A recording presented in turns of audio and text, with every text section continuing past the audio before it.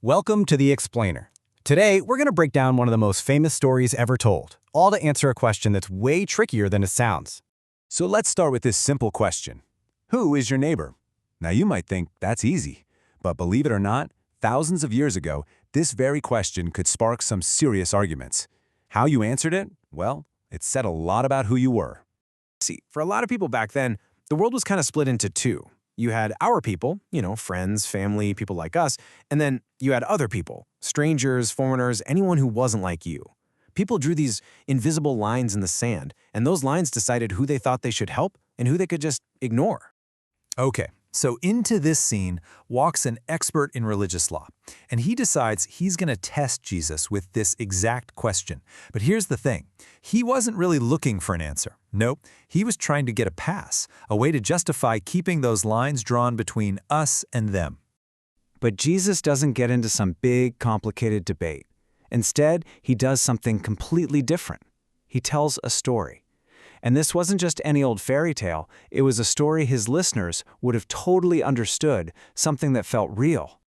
All right, let's dive into this story. It all starts on a really dangerous road. And I mean, this wasn't just some country lane. This was the path from Jerusalem to Jericho, a rocky, wild place that was infamous for being crawling with robbers. So imagine this guy, a traveler, making this journey all by himself. And then, out of nowhere, bam, he's attacked by thieves.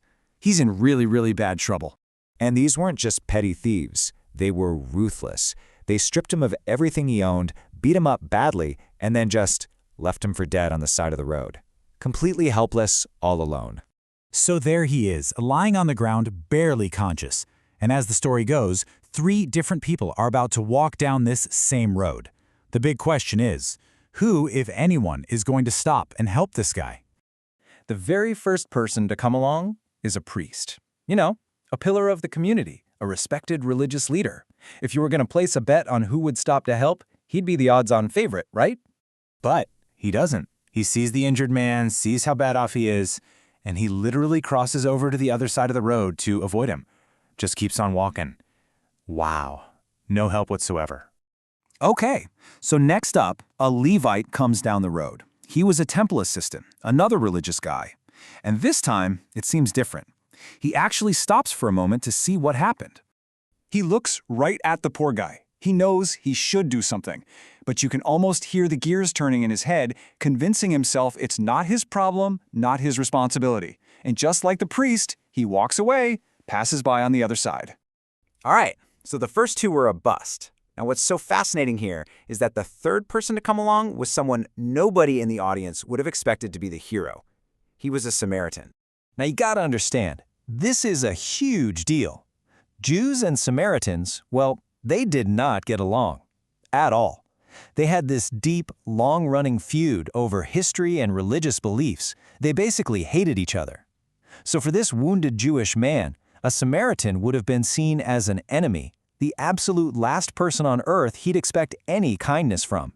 But the Samaritan, he didn't see an enemy. He just saw another human being who was hurting badly. And instead of walking by, he was filled with compassion. He went over, cleaned and bandaged the man's wounds, and then, get this, he puts the guy on his own animal and takes him to a safe place to rest. But he's not done. He pays the innkeeper to take care of him and promises to come back and pay for any other expenses. I mean, he went completely above and beyond. Okay, let's pull back for a second. What's the point of this whole story? This is where we get to the really powerful lesson. So after telling this story, Jesus turns back to that legal expert. And instead of just spelling out the answer, he flips the original question right back at him. He makes the guy think it through and come to the conclusion himself. And the lawyer, he gets it. He knows the answer is the Samaritan. But he's so caught up in his prejudice that he can't even bring himself to say the word Samaritan. All he can manage is the one who showed mercy. The answer was crystal clear, even if he couldn't say it. And there it is. That's the mic drop moment of the whole story. Being a neighbor has nothing to do with what group you belong to, where you're from, or what you believe. It's all about what you do. It's about taking action. Your neighbor is simply anyone who needs your help. And this is so important. This wasn't just a feel-good story with a nice moral at the end. It was a direct instruction, a command. Jesus looks at the expert and says, basically, Now you go and do the same thing. It's a call to action for everyone to show that same kind of mercy to anyone in need. Which really leaves us with one final thought, doesn't it?